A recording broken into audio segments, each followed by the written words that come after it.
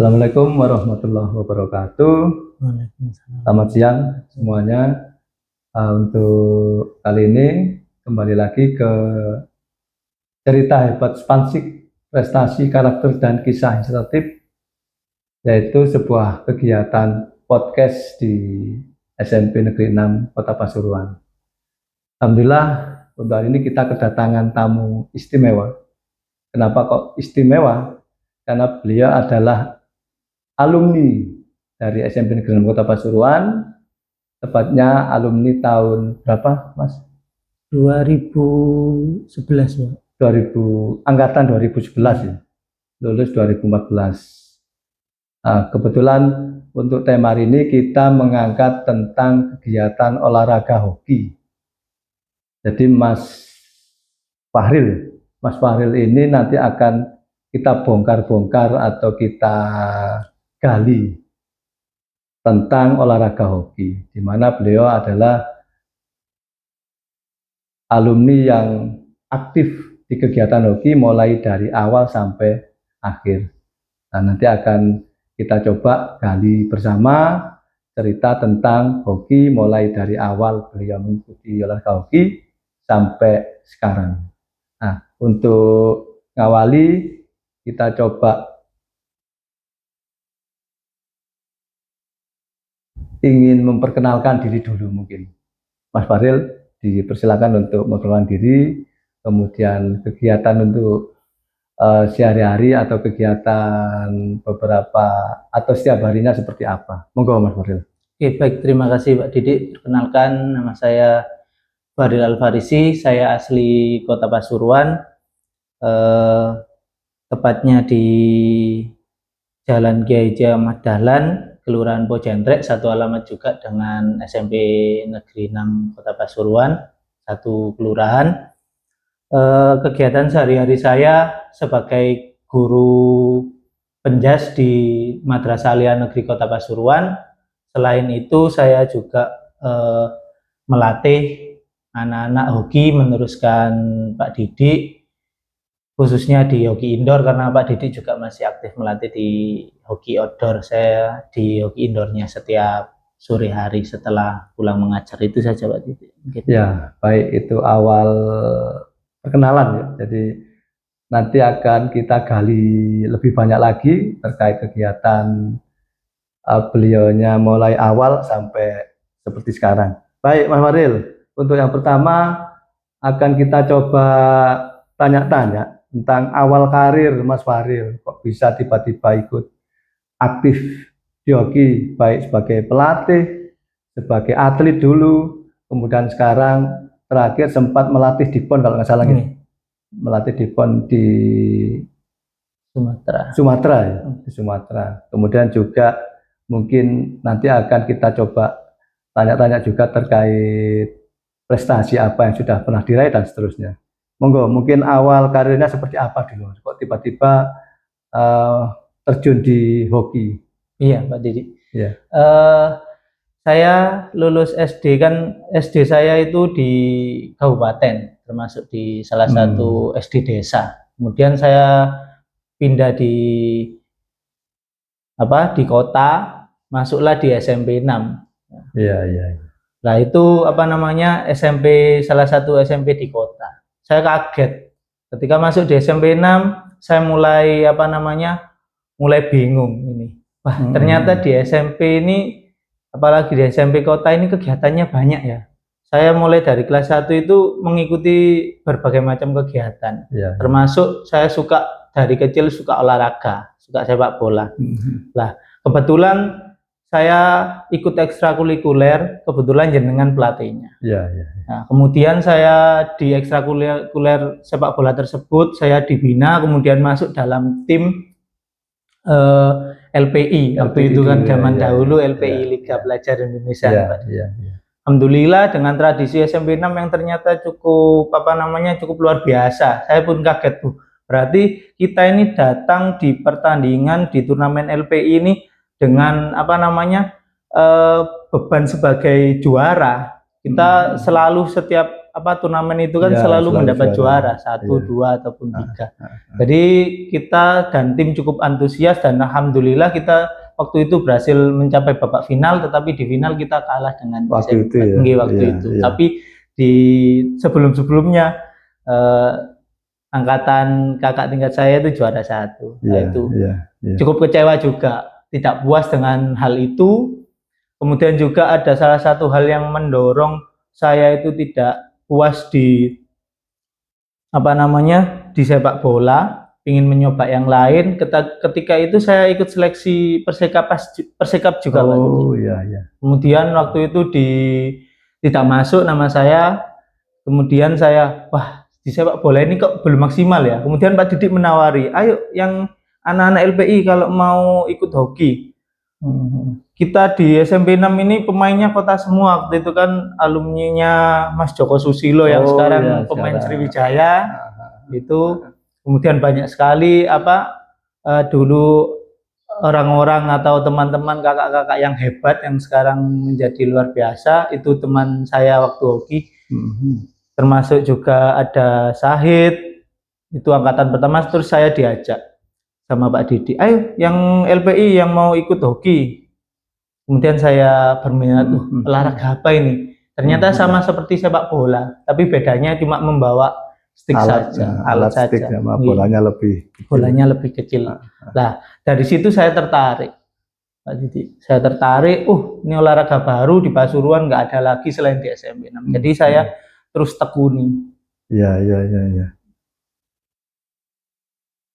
Ya, jadi itu Maril ya. Mengapa kok tiba-tiba ikut hoki itu ada cerita tersendiri dulu. Jadi awalnya di sepak bola, karena sepak bola mungkin persaingannya lebih banyak.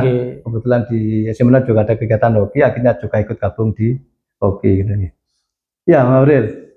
Selama ikut hoki di SMP 6 ya, di SMP 6. Pengalaman apa saja yang bisa menjadi kenangan tersendiri lah istilahnya? Apakah pernah juara, prestasinya seperti apa, dan seterusnya. Mungkin bisa diceritakan untuk inspirasi ini anak-anak. Ya, alhamdulillah, walaupun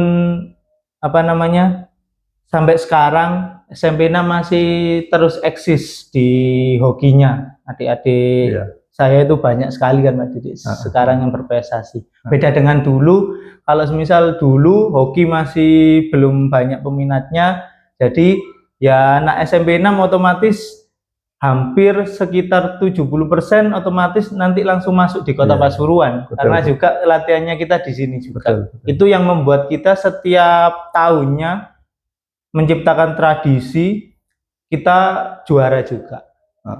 Kita selalu juara. Turnamen pertama dulu Pak Didik juga alhamdulillah bisa menembus 4 besar. Bisa juara juga di turnamen awal pertama. Iya. Kira-kira tantangannya apa sih Mang Mudil untuk bisa, apalagi ngawali dulu kan waktu Ariel hoki masih baru-baru. Kemudian bisa sampai tembus ke babak yang lebih tinggi lah di setiap event ini. Tantangannya sebenarnya kalau semisal dari diri sendiri, karena hoki ini masih belum komersial seperti sepak bola dan olahraga-olahraga komersial yang lainnya, mungkin membuat orang lain itu antusias. Kalau semisal hoki ini, kalau saya sering mengumpamakan itu dari cabur-cabur yang lain ini, kalau hoki itu seperti jalan tol Pak Didi, jalannya. Kalau kamu rajin latihan, kamu pasti menuai hasil bagus, kamu akan terpilih sebagai pemain kota. Kalau di kota juga kamu rajin latihan, kamu akan terpilih bagus, terpilih di Jawa Timur, karena Kota Pasuruan juga selama ini kan mulai dari awal berdirinya hoki, kita selalu berprestasi, kita selalu masuk di 3 besar Jawa Timur. Lah, banyak pemain-pemain yang ke Jatim. Lah, saat ini kenapa menjadi jalan tol? Karena kalau bagus di Jatim otomatis nanti kepanggil ke timnas. Beda sama olahraga yang lain, Pak Didi. Yang saingannya banyak sekali. Itu tantangannya kita untuk dari diri sendiri itu bisa meyakinkan kalau kita bisa berprestasi di hoki. Tapi kalau semisal tantangan yang lainnya, karena hoki ini olahraga yang khusus, tantangannya itu tentu saja di sarana dan prasarana. Banyak yang kita terkendala latihan, waktunya latihan di indoor, semisal kita harus latihan di lapangan Iya, outdoor. betul. Kita mainnya di karpet, tapi kita harus latihannya di rumput. Gitu. Jadi memang betul waktu itu sarana prasarana ya, Nggih, kendala yang sangat paling utama ya. terkendala itu. Iya. Tapi tidak tidak mengurangi kita buat berprestasi. Betul, bagus. Ya. Dukungan apa yang kira-kira bisa membuat, atau dukungan dari lingkungan, sekolah, atau mungkin orang tua atau lain-lain, sehingga bisa bertahan menjadi bagian dari atlet dan seterusnya? Dukungan yang terpenting itu dari orang tua dan dan tim itu Pak Didi. Iya. Jadi kalau misal kita menciptakan tim habit yang bagus, mulai dari pelatih, terus atlet kita, teman sesama atlet, itu mempengaruhi kita untuk maju. Contohnya dulu pengalaman saya ketika saya pertama kali ikut hoki, saya kan dulu terbatas dengan fasilitas, saya tidak punya sepeda. Jadi untung saja rumah saya dengan SMA 6 dekat. Jadi saya lari sambil bawa tongkat itu, dikira orang gila. Lah pokoknya melayu-melayu, nggawa tongkat tuh gendeng gitu Pak Didi istilahnya. Tapi saya tetap dalam hati saya, oh enggak, saya di sana ketemu teman-teman saya bisa berlatih biar turnamen besok menang, dan juga kondisi di dalam tim teman-teman saya juga enak, terus pelatih saya juga bisa juga bisa menjadi sosok ketika saya misal galau Pak Didi ya, saya bisa curhat, Pak saya gini gimana, bisa jadi istilahnya bisa jadi ayah, bisa jadi teman, kapanpun kita membutuhkan sosok apa itu pelatih saya itu bisa, itu yang mendukung Pak Didi. Bagian dari proses, sehingga menjadi seperti sekarang ini kan memang betul-betul perjuangan. Banyak kendala tapi bisa dilewati ya. Itulah proses namanya. Baik, kemudian ini setelah dari SMP 6 ya, kemudian kan SMA dan seterusnya. Nah, pada saat bergabung di tim kota dulu kan, sebelum masuk di tim Jatim kan ada tim kota dulu. Kemudian prestasi apa sih yang telah dicapai Waris selama menjadi bagian tim hoki kota Pasuruan? Mungkin bisa diceritakan. Prestasinya hampir di setiap turnamen soalnya hoki SMP 6 dan juga kota ini selalu mendapat juara Pak Didi. Jadi kalau misal disuruh sebutkan setiap turnamen kita pasti masuk di 3 besar. Tapi kalau prestasi paling tinggi waktu itu ketika saya di kota itu dapat medali di Porprov itu yang sangat luar biasa Pak Didi. Itu yang membuat saya dan teman-teman saya itu sampai nangis, sampai pada saat itu kan ketika kita berhasil meraih medali di turnamen-turnamen sebelumnya nggak kepikiran waktu itu kita dapat medali gundul ya. Akhirnya dapat medali kita gundul semua. Itu saking gembiranya seperti itu. Pengalaman paling mengesankan. Paling mengesankan. Ketika juara itu perasaannya kan beda. Iya, dengan latihan yang setiap hari pagi sore sampai benar-benar terkuras. Luar biasa. Ya, ini ada sisi lain ini kalau saya baca pengalaman dari Mas Wahril. Kalian jadi atlet, kemudian menjadi pelatih juga ya. Nah, mungkin nanti pelatihnya yang menjadi ini. Kok tiba-tiba kemudian bisa menjadi ketua FAI Kota Pasuruan, Mas Wahril? Oh, ini cerita menarik. Ini seperti ketiban durian runtuh Pak. Di di usia saya waktu itu yang sangat muda. 23 tahun kalau nggak salah, waktu itu 22-23 tahun. Saya diamanai oleh senior-senior hoki, termasuk jenengan juga kan, salah satu pendiri dan satu-satunya pendiri hoki di Kota Pasuruan, istilahnya diamanai. Wes kalau semisal nggak orang hoki, siapa lagi? Betul. Gitu kan Mbak Didi. Lah, seperti ketiban durian runtuh, di satu sisi senang, di satu sisi bingung Mbak Didi waktu itu. Dengan usia saya yang sangat muda, saya bingung. Ini harus seperti apa? Dan alhamdulillah waktu itu saya juga istilahnya minta wejangan dari senior-senior, dari pendiri hoki. Saya minta wejangan gimana kalau semisal nanti saya menjabat sebagai ketua hoki, saya harus apa? Saya lihat dulu sejarah hoki Kota Pasuruan ini seperti apa. Perjuangan yang sudah senior-senior lakukan terhadap hoki Kota Pasuruan ini seperti apa. Jangan sampai nanti kalau semisal saya sudah menjadi ketua, malah menjadi penurunan karir Hmm. atau penurunan prestasi bagi Ya, adik-adik ya. kita.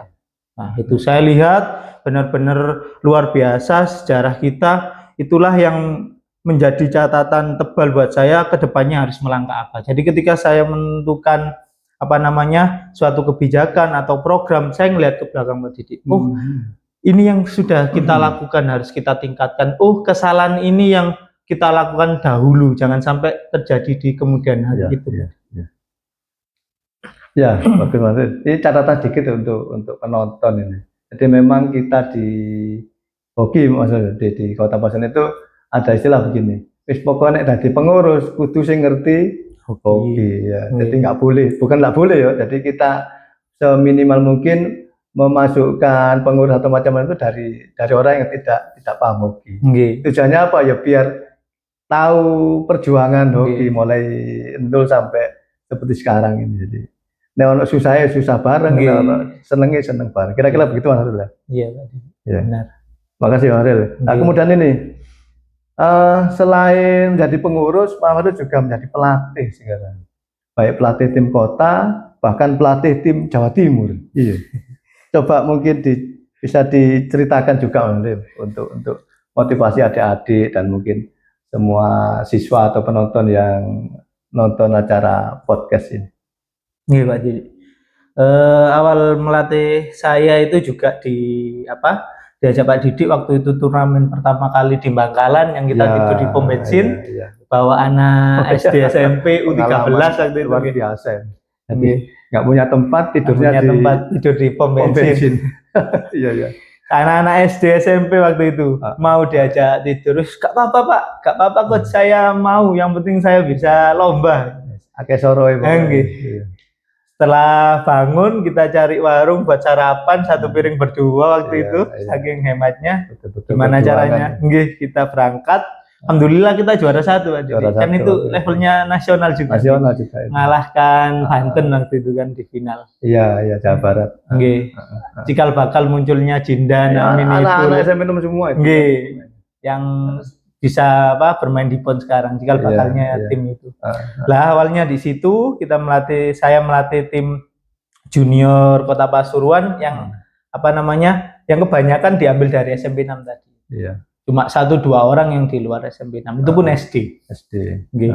Nah, dari situ kemudian saya waktu itu kan Porprov harus Pak Didi, harus ikut sendiri-sendiri.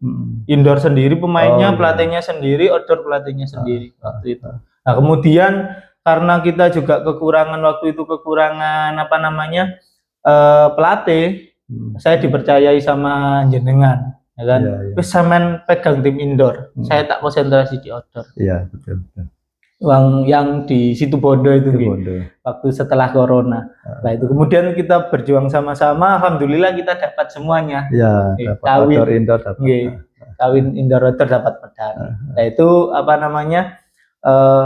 kalau dibilang suka dukanya menjadi pelatih. Sukanya itu bisa dirasakan ketika kita bisa melewati dukanya. Kalau semisal dukanya tiap hari kita merasakan duka dengan fasilitas tadi yang masih belum ngomong sorot kalau sukanya ya ketika melihat prestasi anak yang kita latih berprestasi ataupun dia bisa dari yang tidak bisa menjadi bisa, itu pun menjadi kepuasan tersendiri. Kepuasan buat kita. Untuk selanjutnya saya lanjut melatih di Jatim. Waktu itu saya ikut tes juga Pak Didi, jadi nggak langsung dapat rekomendasi, tapi di situ ada lowongan buat melatih Jatim. Saya serahkan CV saya, alhamdulillah berkat konsisten Kota Pasuruan yang meraih medali di Porprov. Saya wawancara dengan Goni, alhamdulillah saya bisa melatih. Waktu itu ke Jurnas dulu, sebagai asisten dulu Pak. Sebagai asisten, kemudian setelah selesai ke Jurnas, kita harus mempersiapkan buat prapon. Nah itu kalau semisal dibilang, wah luar biasa melatih Jatim. Nah kita di Jawa Timur tuh untuk menjadi pelatih, untuk diberangkatkan ke prapon itu harus menunjukkan totalitas kita. Jadi selama persiapan dari ke Jurnas ke prapon yang kurang lebih 1 tahun, hampir 1,5 tahun itu, kita gimana caranya mandiri buat mempersiapkan tim. Susahnya, tantangannya di situ Pak Didi.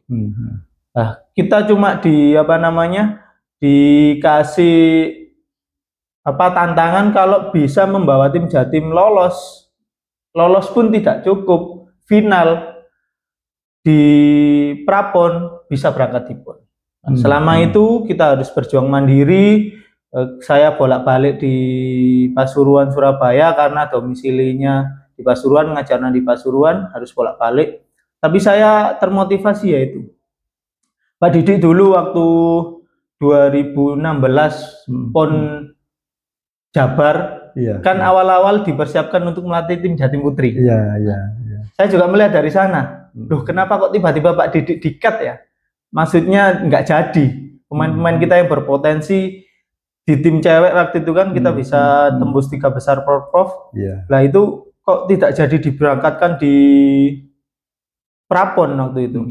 Nah itu saya melihat di situ, saya termotivasi di situ. Kalau semisal dulu Pasuruan punya kesempatan buat melatih di Prapon, wakilnya bermain di Prapon, tahun ini harus bisa. Waktu itu saya yang di Jatim, saya sama Mas Adam saja Pak Didi, 2 orang ini. Waktu di di Kejurnas itu, saya motivasi, ayo Mas Adam, kita harus bisa ya. Samain dari segi pemain, samain harus berjuang. Saya dari pelatih, saya saya juga harus berjuang. Kita sama-sama berjuang. Alhamdulillah ketika kita berhasil di Kejurnas, kemudian di Prapon kita seleksi lagi, alhamdulillah banyak anak Pasuruan yang kemudian masuk di tim Putri, di tim Putra. Ada daya tarik.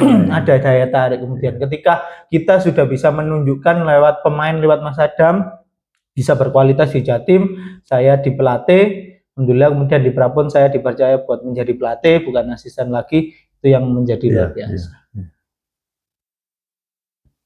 Iya. Kemudian ini Mahril, tip apa sih kira-kira yang untuk memotivasi anak-anak muda terutama ya, khususnya mungkin anak-anak SMP Negeri 6 supaya bisa tertarik di hoki gitu loh. Apalagi kemudian bisa menjadi seperti Mas Mahril sekarang menjadi pelatih di kemudian hari misalnya. Mungkin ada tip-tip khusus, jadi istilahnya perjuangan Mas Mahril ini mulai dari awal sampai bisa menjadi pelatih seperti sekarang ini, apa sih kira-kira tip-tipnya yang bisa dijadikan inspirasi gitulah kira-kira. Nih berarti kalau dibilang dalam hoki ini pernah mengalami kejenuhan, sering, pernah mengalami capek, sering. Tapi yang itu tadi Pak Didik, gimana caranya kita bisa menciptakan habit yang bagus buat kita ketika kita capek, ketika kita mau nyerah, ketika kita bosan, kita ada sesuatu hal yang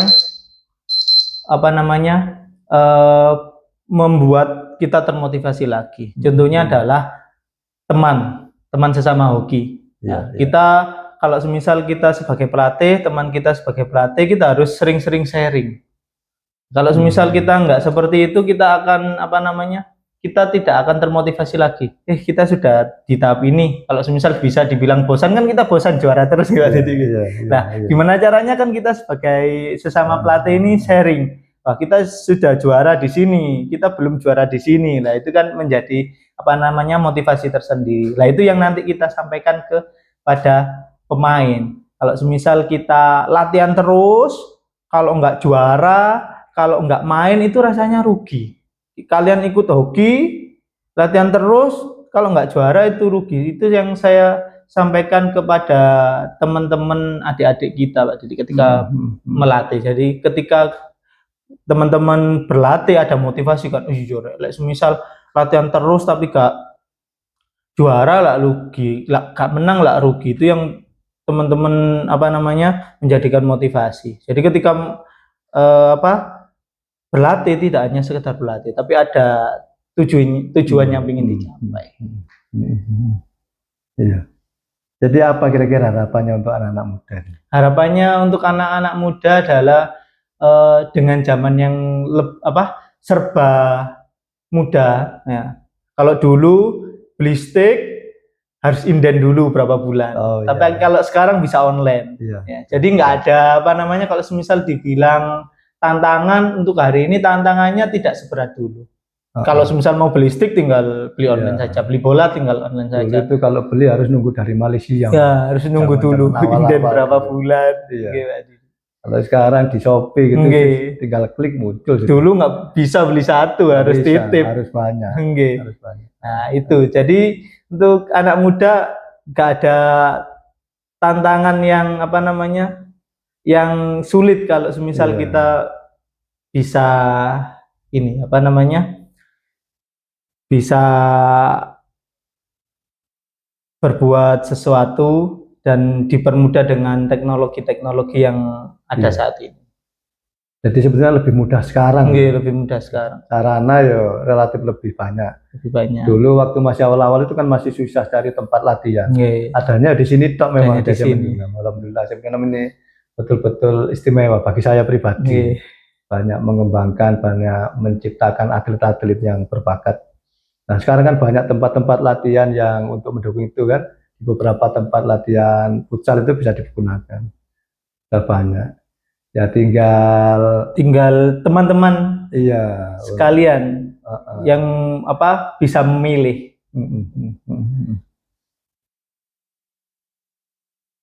Iya, jadi itu adik-adik siswa SMP Negeri 6 dan para penonton apa yang kita sajikan atau Mas Fahril sampaikan tadi. Jadi mulai perkembangan hoki dari betul-betul dasar, ngawalinya seperti apa, sehingga bisa sampai seperti sekarang ini adalah sebuah proses panjang. Banyak jalan yang berlubang bisa dilalui, banyak kendala-kendala yang bisa dilalui, sehingga bisa menjadi seperti sekarang. Nah mungkin di kesempatan yang lain akan kita tampilkan tamu-tamu yang bagus juga, baik sebagai atlet atau pengurus hoki atau mungkin juga hal-hal lain yang masih ada kaitannya dengan kegiatan hoki. Jadi itu mungkin Mas Fahril.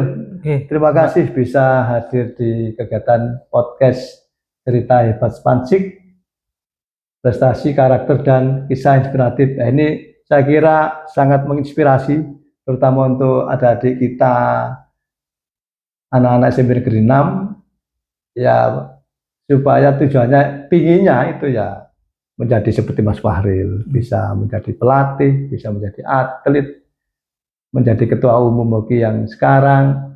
Nggih, Bapak. Dan ini semoga bisa lewat hoki juga karena saya juga apa namanya masuk SMA pakai piagam hoki. Oh iya betul. Masuk kuliah iya. pakai piagam hoki. Iya.